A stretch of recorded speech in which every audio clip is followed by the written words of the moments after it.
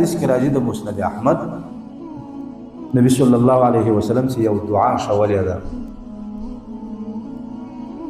رسول الله فرمایي نبوي یو څوک چې اخته شي په یو غم باندې په یو مصیبت باندې او بیا دا دعا ووایي اللهم إني عبدك وابن عبدك وابن أمتك ناصيتي بيدك ماض في حكمك عدل في قضاؤك أسألك بكل اسم هو لك سميت به نفسك أو أنزلته في كتابك أو علمته أحدا من خلقك أو استأثرت به في علم الغيب عندك أن تجعل القرآن ربيع قلبي.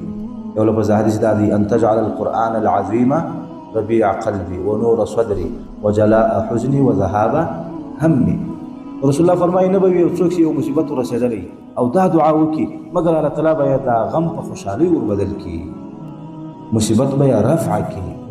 یو صحابي وویل چې د دې حدیث راوي دي یا رسول الله نو خو په دې وخت کې به موږ دا دعا یاد کړو دا دومره قیامت لري.